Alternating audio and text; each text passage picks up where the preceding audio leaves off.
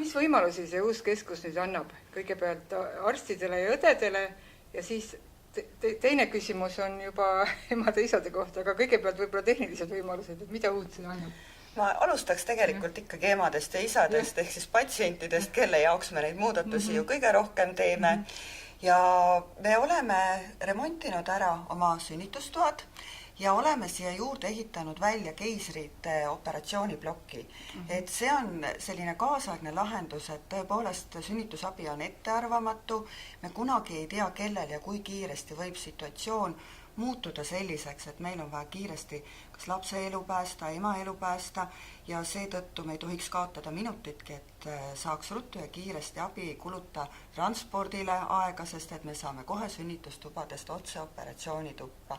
Ja selle kõrval on siis välja ehitatud ka laste stabiliseerimise ruum, et lapsed, kes siis juhtuvad sündima aeg-ajalt, siis mitte kõige paremas seisundis, et nemad saaksid ka kiiresti ja koheselt abi. Et need kõik on teineteise küljes, vahetus läheduses ja tõepoolest nii on töötada mugav personalil, et seda ei saa samuti salata, aga kõige parem on just see, et patsientidele saab aina kvaliteetsemat ja paremat abi osutada. Kas keisrilõigete arv on teil statistikat ka, kas ta on kahanemas või?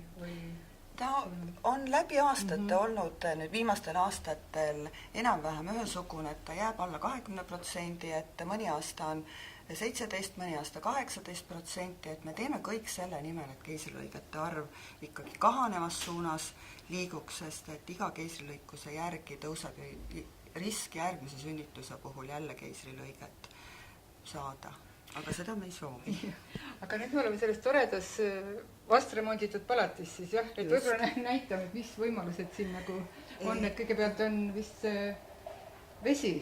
Jah, et eks me ju sünnitustubasi oleme sisustanud nii, et me tuleme vastu ja kuuleme, mida meie sünnitajad soovivad ja enamus sünnitajaid ju keegi ei plaani, et tema sünnitusel juhtuks midagi sellist ootamatut, et kõik soovivad ju loomulikult ja võimalikult tüsistustevabalt sünnitada ja seetõttu ju peabki olema tuba selline, et siin saaks valudega olla, lõõgastuda, leida neid sobivaid asendeid. Vesi on tõepoolest väga populaarne, aga samamoodi ka paljud naised just soovivad kasutada siis pigem tugiraame, patju, leida neid sobivaid asendeid, isegi redeleid seina peal võib vaja minna, et kõik sellised lahendused on siis siin olemas. Ja samas on kõrvuti ka need võimalused, et kui ei tule oma jõududega sünnitusvaluga ja sünnitusvaevustega toime, et siis me saame ka appi võtta nii-öelda moodsa meditsiini ja siis hakata ravimitega sünnitustegevust valutustama.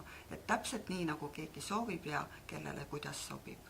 Praegu me oleme siis stabiliseerimisruumis. Jah, et nüüd me teda nimetame tõesti, sest et kui laps on sündinud ja kui tema tervisega on probleeme, siis ta võib vajada elustamist, aga ta võib vajada ka lihtsalt jälgimist, et vaadata, et kuidas ta kohaneb selle üsavälise eluga ja siis siin ruumis saabki jälgida, monitoorida, vajadusel siis me saame ka juba ravimeid ilusti siin manustada ja siis eks edasine käekäik sõltubki sellest, et kuidas kohanemine toimub. Et võib olla nii, et laps läheb intensiivravipalatisse veel jälgimisele, aga võib olla ka nii, et esimene kriis on möödas ja õige pea ootab teema juurde. Kas see uuendus on nüüd siis see, et varem oli perepalat voodiga, aga nüüd on koos siis selle kuvöösiga, kuidas seda nimetatakse? No perepalat voodiga on ka jäänud, aga tõesti ma võin öelda, et täitunud on meie pikaaegne unistus, et me oleme ju aastaid töötanud selle nimel, et ema ja laps peavad saama kokku esimesel võimalusel ja see on väga oluline nii lapse seisukohalt kui üldse pere kui terviku seisukohalt ja kindlasti ka vanemate seisukohalt ja nüüd on meil see võimalus olemas, et ka need lapsed, kes vajavad siiski õdede valsamat pilku, arstide suuremat hoolt ja kindlasti nagu pidevat jälgimist, et siis nende jaoks on loodud need tingimused, et nad saavad olla intensiivravipalatis siis ka koos oma perega. Ja siin saab olla nii ema ja kui isa soovib, siis meil on isa jaoks ka kohake tehtud kenasti, et seda otsustab nüüd pere, et kuidas nende võimalused on, vahest lihtsalt isad peavad tööl käima. et seal on see probleem.